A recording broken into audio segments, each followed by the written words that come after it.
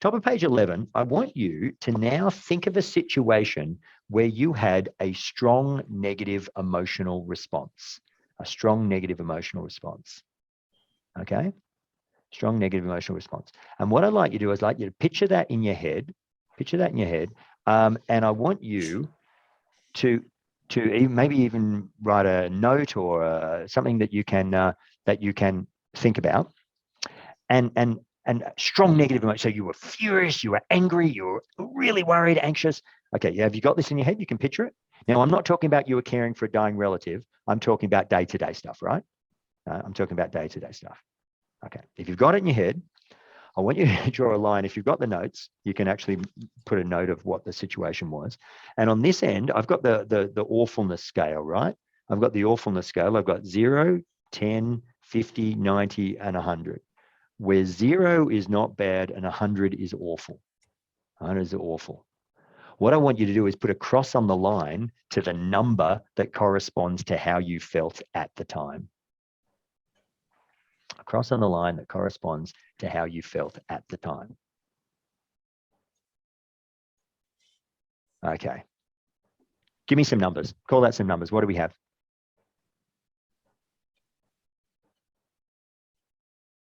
99. 90. I love it. 90. What else? Anyone got up around there? What else we got? 55. 55. Dave, we can do better than that. All right. What else have we got? Give me a number. What else have we got? 90. 90. Excellent. 80, 90. Anyone got 100? Do we have a winner? All right. No. Yeah. 100 at the time. I've got 100. At the time, it was 100. All right. And this is what I'm looking for, right? I'm looking for situations that really get us high up on that emotional scale, right? Okay. What we're going to do now is we're actually going to build what the scale looks like. We're going to build what the scale looks like. Give me a second. So what we're going to do, everyone should be able to see that. This is just my iPhone pointed at a piece of paper, right? Okay. So we got 10, we got 50, and we got 100. Oh, so we got 90 here, and we've got 100 up here. Okay. What would be 100 on the catastrophe scale? What's the worst possible thing that could happen? What's the worst possible thing that can happen? Yeah, you could drop dead. People say drop dead. Nope, I've got something worse than that. I've got something worse than that. The worst thing I could possibly think of would be I accidentally killed my child. All right. Ooh. People don't say, "Oh, Scott, you've got no soul." That's supposed to be the worst possible thing that I could possibly think of. Also, you've got a terminal. Actually, wouldn't the worst be you purposely killed your own Oh, child? okay. Well, but I think people who purposely kill their child have got a whole bunch of other stuff going on, and we might be getting into some other psychopathologies there, which might be a little bit outside of what I've got time to cover today. All right. But terminal illness, you're about to die, and you live in the Ukraine and there are bombs dropping on your house every day and you don't know whether your family or your house are going to be there. I reckon those would be pretty much up there with regards to this, right? Okay. I want to give you a couple and I want you to tell me what numbers this is. Okay. Your house burns down. You're insured, but you lose all your stuff. You lose all your stuff. What number would that be?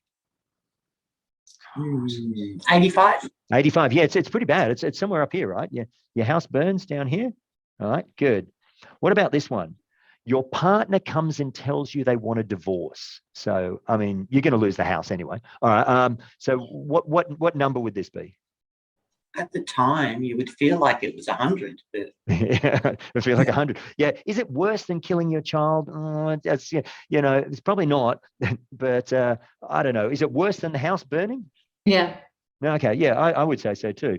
I might have some people in the room going, frankly, Scott, I see a bit of an upside to this one.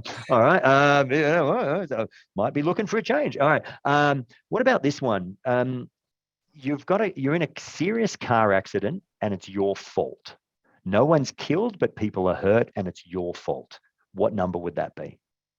90. 90? Is it worse than the house burning and the divorce? Yeah, because I'm single and I don't want to get married. So Don't want to get married. Karen's going, all right, well, that's what. But for everyone else, what do you reckon? Is that worse? I mean, it's not good. I'm not saying it's good. But what I'm trying to do is I'm trying to get these into perspective. If no one's hurt and no one's killed, I'd put it down less than 50 to tell you. Less than 50? Okay. All right. Even though people might be hospitalized, I get people saying 50, 60. All right, let's put it down here somewhere. All right, we'll say car accident, serious car accident down here. What about you lose your job? They come and tell you your job is no longer there. I'm sorry. What number would that be? 90 for me. 90? Is it worse than the house burning and you're losing everything? Yeah, because now you can't replace it. You've got no job. But see, this is what I'm getting at, right? We want to say everything's 90, and I'm here to point out that not everything is 90. When we actually look at this, it's probably not worse than the divorce. You know, people get made redundant every day. It's not good. I mean, maybe it's, you know, you lose your job as maybe somewhere around about, you know, you might say 60, 65 or something like that. What about this one? You bad investment and you wipe out all your savings. All of your savings are gone. What number would that be? I'm still back at 90. See, Karen, you're going to give me 90 for everything, right? Your scale is an interesting scale, and I think we need to tease it out. Someone else, what number would you lose all your savings? 60. It all depends 60? at what age you were. Yeah. Yeah, it does depend on your age. Absolutely. I've got some people who, you lose all my savings. Yeah, I bought a Snickers bar, Scott. All right. Okay. What about this one? You have a fight with a really good friend and they don't want to talk to you anymore. What number would that be? 50. Don't say 90, Karen. I'm not answering. No, answer. What number would that be? You have a fight with a really good friend. They don't want to talk to you anymore. What number would that be? 50?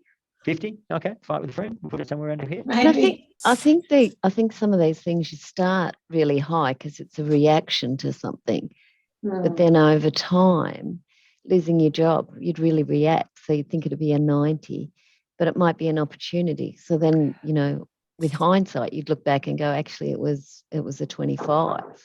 But this Have a is fight. Yeah. this is the exercise I'm trying to get people to do, right? Yeah. This is why we're going through this. What about someone you really respect criticizes your work? What number would that be? 10. 10? You probably lose respect later. Okay. Criticize.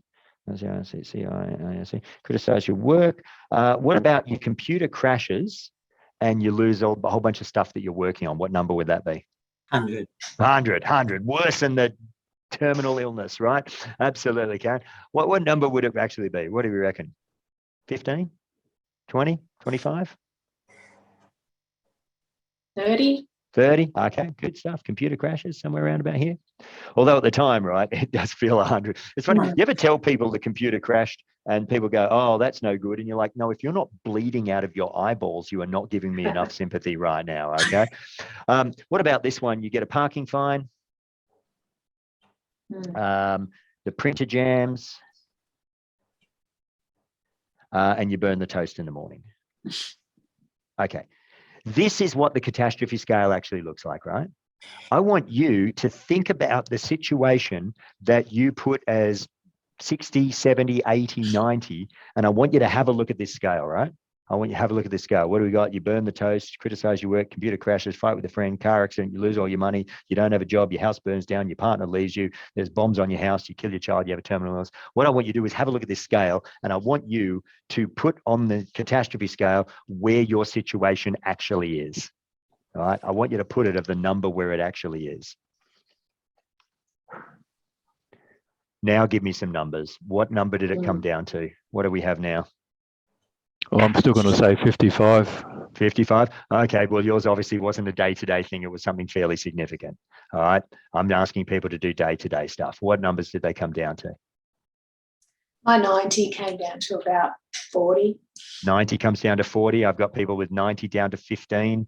All right? Yeah. Some people would be 90 down to 20 or 30. So the point I want people to take from this is the point that Karen, you were making so nicely for us, is that when we're in the moment, we have an incredible capacity to exaggerate the badness.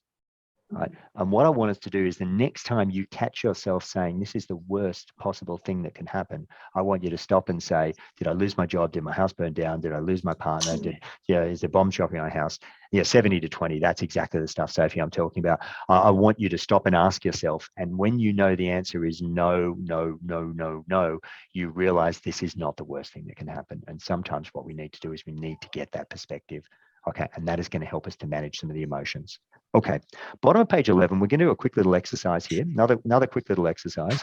And in this quick little exercise, I'm going to get you to think about everyone in the world, right? It won't take long. We're just going to think about everyone in the world. And we're going to put them in two categories. We're going to put them in the category of people who are doing well and people who are doing not so well. Now, you notice I have been very, very specific about these categories, right? Really specific about these categories. Because what we're going to do here is I'm going to get you to tell me some words that come to mind when we think about people in this category. What are some words that come to mind when we think about people who are doing well? Right? Give me some words. Successful, I think. Okay.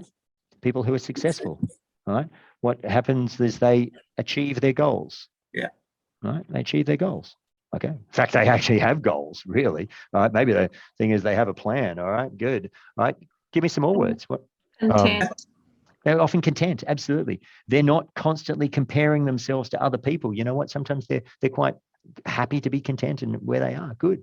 What else? Making wise choices. Absolutely. What they do is they make decisions. Right? They make decisions and they think about it. And you know, interestingly, they don't procrastinate. Right? They make decisions. Right? Sometimes they may take some measured risks. Right? Why? Because they might make mistakes. Right? And what they might do is they might make mistakes, but they learn from their mistakes. They don't try and avoid mistakes, and they might learn from them. Okay, good. What else? What else comes to mind when we think about people who are doing well?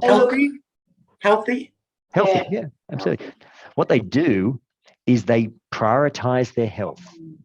All right. What do is they're proactive with these things, and they do the exercise and they look after their diet and they go to the doctor, and therefore, you know, they prioritize their health. Good. I like the people who are they have passion. All right. They have enthusiasm. They're motivated.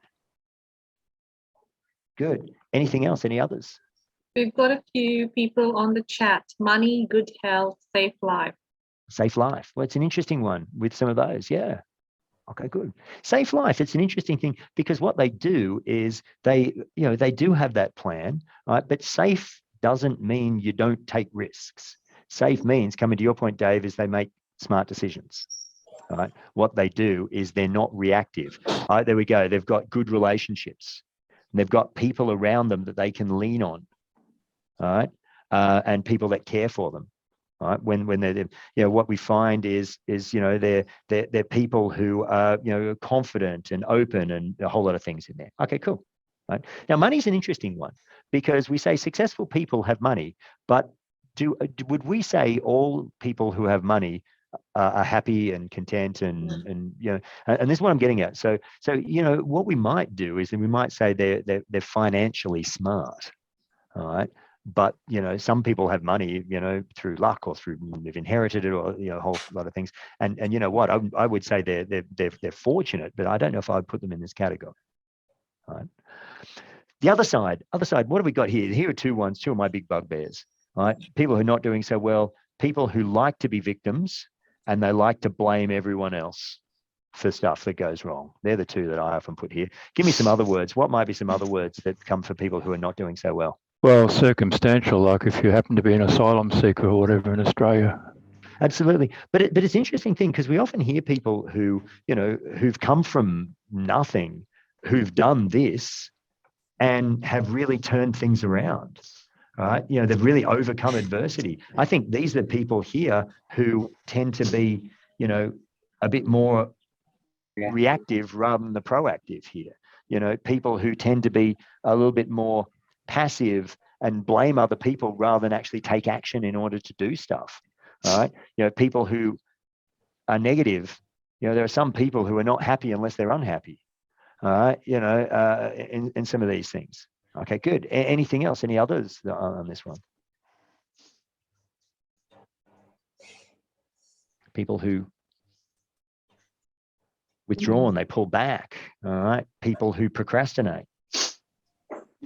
Scott, isn't the challenge here is our own personal definitions of doing well or doing not doing well? So I know a lot of what I class as, quite negative, cup is half empty people, but they're doing exceptionally well. And I know a lot of very withdrawn and very quiet people are doing exceptionally well. So, and I guess I'm looking at a broader definition here. I'm looking at a broader definition than, when some people say people who are doing well, people would say someone who's, financially secure is doing well. I'm broadening the definition beyond that. I'm broadening the definition to include people who are happy, who are driven, who are, have some of these larger things. People who we would say have, some of these life things together. And this is what I'm talking about here, that, the people who I'm putting here are people who are, tend to be critical. They tend to be selfish. They tend to be, judgmental. Right? They tend to be, reactive. A lot of these sorts of things. All right. Now, you may define your doing well different than what I do. All right. But what I'm doing here is, interestingly, the word I'm looking at to differentiate this from this is attitude. All right. Is about focus.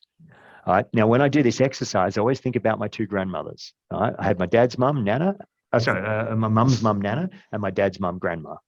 All right. They always had two grandmothers. And Nana decided when she retired that she was going to see the world, because that's what she'd always wanted to do. And so she wrote letters to relatives all over the world and corresponded with them, and then traveled and stayed with them, and she saw the world. She didn't have much money, but she saw the world and she traveled, and my grandfather shuffled along behind her, right? And what's interesting, Grandma had money. Right? She had money. She had money, family money, right? And what she did is she just stayed at home and did nothing and blamed and was reactive and all of these things. And when I look back at her, Grandma lived 8 years longer than Nana. Nana lived 8 lifetimes more than Grandma. Right? And that's what I'm trying to get at here. I'm trying to get at a little bit of this attitudinal stuff, right? Because what I want to do, fearful is a great one. Fear is a really good one, actually. I want to put that on here. That's a really good one. All right? Because what I want to do is I want us to just stop and go through something that I call in psychology attributional theory. All right, and this is on page 12. I want to talk a little bit about optimism and pessimism, and this is going to take us up to the break, or up to where we wrap up. What's an optimist? And don't say glass is half full. What's an optimist? How do we define an optimist? I'd say someone who has helpful thoughts rather than, sorry? That's good. Helpful thoughts. And then takes action as a result. Action. Yeah. I got to get onto that one in a second. Helpful thoughts, but exactly right. Helpful thoughts and takes action. I think that really is really interesting. I see, Mira, I had a mate of mine, Jen, right, and she's a pessimist. I'm a movie guy. Obviously I'm a comic book guy. Everyone's already got that, right? I'm going to be going in and seeing Doctor Strange and the Multiverse of Madness on Friday, right? And I've got a bunch of mates who I go to the movies with. Jen's one of my mates who comes to the movies. Jen's a pessimist. She's a pessimist. And Jen always gets pissed off that I get a parking spot near the front door. Why do I get a parking spot near the front door? Attitude. Yes, Karen, attitude, and I turn up early. I turn up early. I look near the front door and I'm bloody good at stalking people. All right. That's why I get a parking spot near the front door. Yeah, always expect the best. Yeah, exactly. But look for that. But see what Jen does, she's always running late, right? And this is coming to your point, Muriel. Jen's always running late. She's already sent me an email. I'm going to be running late. Can you buy my ticket? I'll meet you in the food court. So look, this is like Wednesday and she's already told me she's going to be late on Friday. All right. And so what Jen will do is Jen will get there, see a parking spot, park, and then walk past a spot near the front door and go, well, that's bloody typical. All right. And so what I want you to realize is optimism is not just about being positive. You've also got to do the work, right? It's about do the work. But how we look at things can determine how we react to success and how we react to failure. Okay, let's say you're late, and this is the top of page 12 if people have got the notes. Let's say you're late for the first meeting of the day. You're late for the first meeting of the day. What might be a reason you could be late? Give me a reason why you might be late. Traffic. Traffic, yeah, absolutely. Traffic. My goodness. If you live in Sydney, you know traffic. All right, yeah, good. What else might be a reason? I mean, you could have had a drama with the kids that morning. Oh, who doesn't have a drama with the kids? All right. My wife's away at a conference at the moment. It's just the fellas at home, right? There's something every morning, right? Okay, absolutely. So, the drama with the kids. What else might be a reason? Might So say the computer's doing a restart. Slept in, forgot to set the alarm, hit the snooze button too many times, not really a morning person, bit disorganized, the car wouldn't start. See what I'm getting at, right? All of these things. All of these fall along two dimensions. One is called permanence and one is called specificity. Permanence means, is it only going to be today or is it going to be tomorrow and the next day? Okay. So if you live in Sydney and you think traffic is only going to be today, you have not driven in Sydney, right? Because that's today and tomorrow and every day, right? Okay. So it's going to be more permanent. It's not going to be temporary. And specificity, is it only going to affect work or is it going to affect friends and family? If you're just disorganized, that's going to affect work and friends and family. See what I'm getting at here? So these two dimensions, permanence and specificity. And what we find is pessimists tend to view things in an interesting way. When stuff goes wrong, and I want you to write this down, they tend to view failure or adversity as permanent and global. Permanent and global. What does this mean? You failed this exam, you failed the maths exam because you're not good at maths. You're not good at maths. And if you're not good at maths, what is that going to mean for the future? You'll fail all exams. You're going to fail all the maths exams, so don't do maths. Why set yourself up for failure, right? And what they do is they tend to view success as luck. Right? And this is where I've had people tell me, Scott, I can't do this because of COVID. I can't do this because of the weather. I can't do this because of, right? Permanent and global. Right? And if you're lucky, don't push your luck. So what happens is when they fail, they get knocked down and they don't get back up again. Right? Now, what optimists do is they tend to view stuff differently. Optimists tend to view failure as temporary and specific. Let me give you an example. When I was working as a psychologist, at one point I was doing outplacement stuff, and I was doing outplacement at a pharmaceutical company, right? People outplacement, this is where people get made redundant and they work with psychologists to help them to process and plan and, get re-employed, right? So I was chatting to this guy who got told his job wasn't there at 10 o'clock that morning and he had been working there for 12 years, okay? And I was chatting to him at 1 o'clock, okay, 10 to 1. And I said this to him, there must be a million things going through your head right now, given you've just been made redundant. And he looked at me and he said, Scott, I was not made redundant. My job was made redundant. And you know what? I've got all of the same skills now that made me so employable in this job. I'm about to get a really healthy payout and I'm looking forward to the next opportunity.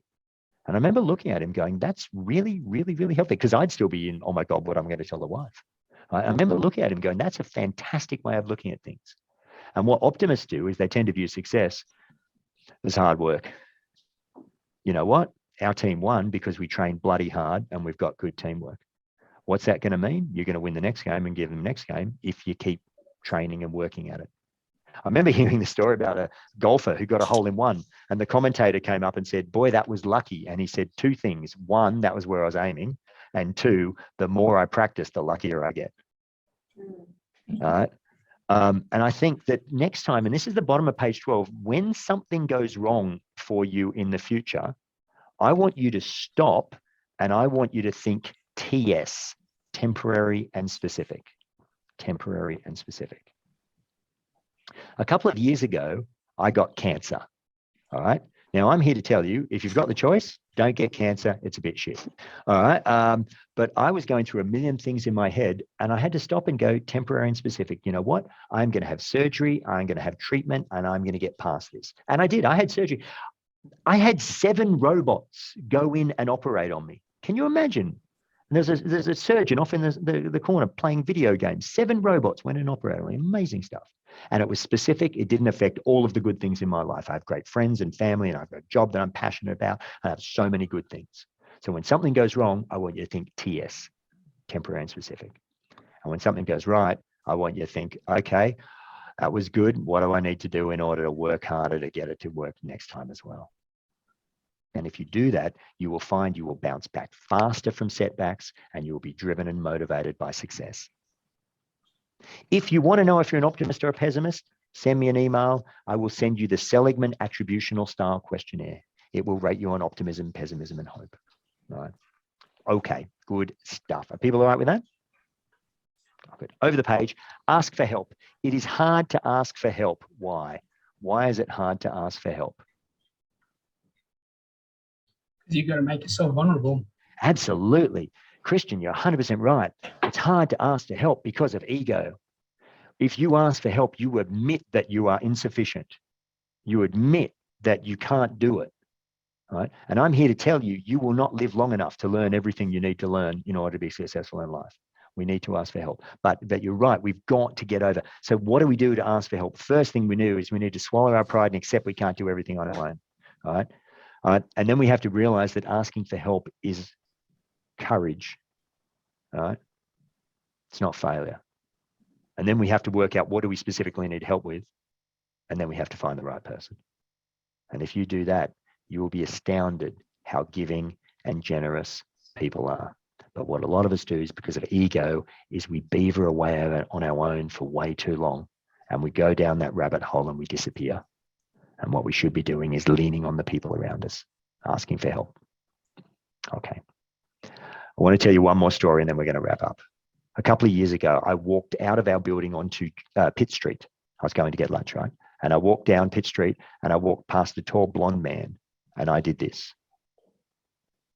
And the tall blonde man did this. And I walked up to the tall blonde man and I said, Pete? And he said, little Scotty Henderson? And I said, yes. And this was my best mate, Peter Karcher, who was my best mate in kindy, year 1, year 2, year 3, year 4, and year 5. And I hadn't seen him since year 5. All right. And I said, oh my God, you ever seen Mike? And he said, I haven't seen him in years, but I've got his email address. And so what happens is Pete, Mike, and I now get together a couple of times a year and we catch up for a drink and a chat.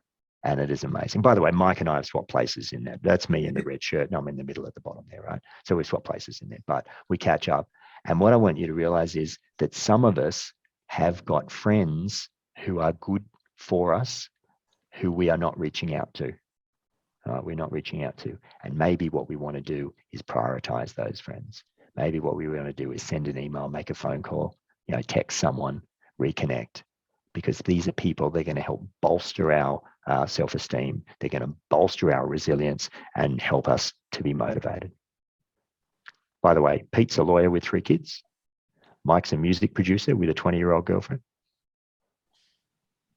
He's clearly not happy. And Mike has asked me to not make that joke anymore because she's 24 now. But anyway, but there are people who are good to us. Make sure you reach out to those people. Okay. Are there any questions before we wrap up? Okay, good. What I want you to do is turn over the page on page 14 if you've got the notes that says, what is your OPA, which is not German for grandpa or anything like that. What I want you to do is I want you to write down one thing. And the one thing I want you to write down is, what is your one thing? What is the one thing you want to do after today? Some people are going to say, I want to go back to my priority wheel and I want to smooth out some of those bumps. Right? Some people might say, you know what, I want to get back into my yoga. Right? Some people will say, I've got to make time for relaxation. Right? And I've got to stop letting the kids determine all of my time. I've got to have some time for myself. Some of us might say, you know what, I want to think about the catastrophe scale. The next time I'm saying that's the worst possible thing that can happen. Some people might say the next time something goes wrong, I need to stop blaming myself and I need to think temporary and specific. All right? There might be some of us in the room here that might say, you know what, I want to find out what my values are. Or I want to go back and look at my diet. Or I want to realize when I'm ruminating how I do that thought stopping. Or I want to have a look at the things that I can control and that I can't control. I want to do some meditation or some mindfulness. All right. I need to ask for help. Okay. I want you to write down, out of all the stuff we've talked about over the last hour and a half, I want you to write down the one thing that you need to do. And it will be different for every single person in this room. Never seen a new person in this room. But what this will do is this will help you to put your oxygen mask on. And once you've got your oxygen mask on, you are going to be able to be there for your family and your friends and your kids and your co-workers, and you're going to be able to help the people around you. And that's really what this is all about. We need to take the time to refill the tank. All right. Are people okay with that? Yeah. Fantastic. Well, look, obviously, if there's anything I can do, I know that Jane's put my email address in the chat box. But if you've got the notes, of course, my email address is there. If there is anything I can do to help on this or any other things, feel free to reach out. I'm more than happy to help. You may have noticed I get a little bit passionate about this sort of things. All right, I like to help, and I love the fact that we all have a choice. We all have a choice, but sometimes when so many other things are happening, we forget that. Okay. In that case, thank you very much for your time. I wish you all the very, very best. And look, I hope to run into you at some point down the track. Thanks so Thanks, much, Scott. Scott. Fantastic session. Enjoyed it. Thank you. All right. Thanks, Scott.